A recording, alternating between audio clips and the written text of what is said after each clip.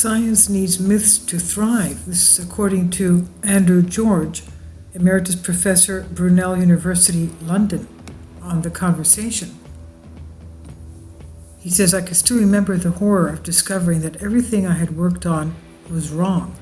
I was a PhD candidate just starting my second year, and my supervisor and I had developed a test for rheumatoid arthritis, which seemed a revelation. We wrote a paper for a prestigious journal, but just before we sent it off, we decided to do one more experiment to check we were right. We weren't. Everything that I had done in the last 3 years was ruined, and I had to start an entirely new research topic. It was a tough but valuable lesson for a young scientist. You should always go further to test your ideas. That was 35 years ago, and I wonder if someone starting out as a researcher today would be encouraged, as I was, to go the extra mile. Does the incessant drive to publish and measure outcomes mean that researchers are under pressure to cut corners and have less time and freedom to pursue their ideas? The Wellcome Trust, one of the world's largest funders of health research, recently launched a review of research culture to find out if research has become so hyper-competitive that it cares exclusively about what it achieved and not about how it is achieved. What helped me develop as a researcher was reading stories about those who came before me. For scientific research to be successful in the long run, I think researchers need a strong set of values, including an unwavering commitment to the truth and a drive to test any idea to destruction. Though they may seem opposed to the ideals of the rigorous scientific method, the best way of instilling these values is, as ever, through the stories and myths that we tell ourselves. The power of stories. In ancient times, people would sit around their fires at night and tell stories. Stories about their creation, stories of great deeds and feats, and stories that rehearsed how people interact with each other and the world they lived in. One of the oldest of these still to be read is the ancient Greek Iliad of Homer. The story explores what it means to be a warrior and leader, how people should accept fate, achieve fame, and the consequences of pride and anger. Young people listening to those stories learned what was expected of them, reinforcing the collective values and beliefs of society. In the modern world, myths and stories still have an important role to play, even in scientific research.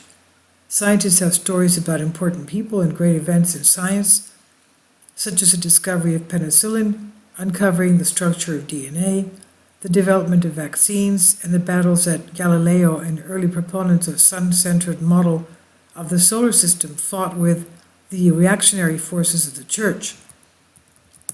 Together, these stories help young scientists understand the collective benefit of research that go beyond personal advancement and success.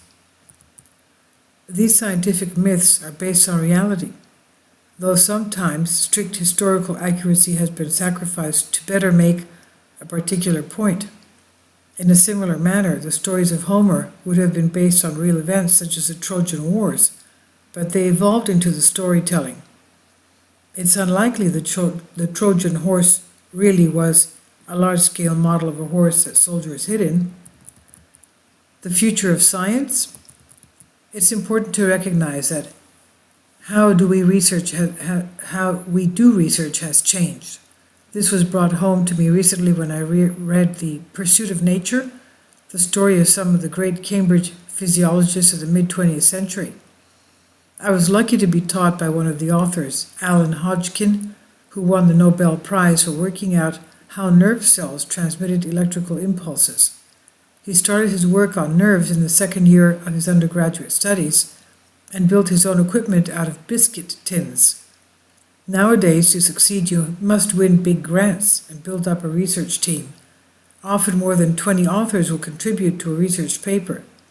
Hodgkin only ever had a few people working in his team and was more likely to publish with one or two close colleagues. This industrialization of science is right and necessary. It has accelerated the impact of research in society and allowed scientists to discover and develop new technologies. There's probably nothing left that can be discovered using equipment made from biscuit tins. But amid all this change, we have not adapted the way in which we instill the ethics and values of science and research into young researchers. When I was an undergraduate and PhD candidate, my supervisor worked on the lab bench. We had coffee and tea together every day. I learned from her and colleagues what it meant to be a scientist. Today, the interaction between supervisors and junior researchers tends to be more transactional, about the experiments and data. There's less time for apprenticeship of research. Of course, there is training in how to do research.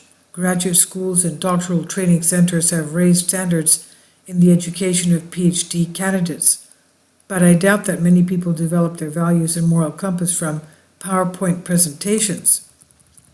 In my own life, the popular myth of great scientists fed a culture that cherished curiosity as a good all on its own. We need to develop these stories, curating them by selecting those that are appropriate and developing new ones that make useful points. As scientists with a commitment to the truth, we should also ensure that they are accurate representations of reality that also reflect the collective endeavor rather than the supposed genius of a few white men. All cultures need their myths, and each lab needs its lore.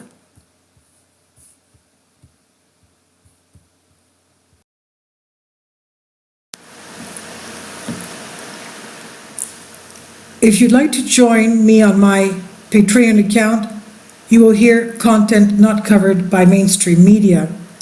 These riveting stories will be based on my research, and I will state my opinions and give my personal insight on diverse and controversial subjects and world events not covered by mainstream media, and not supported by YouTube guidelines. So whatever I have on my Patreon, most of those will not be on my YouTube channel. Please consider becoming a member today. More of the most significant and important videos will be on my Patreon channel. Your support helps me to continue my research and keeps this YouTube channel alive.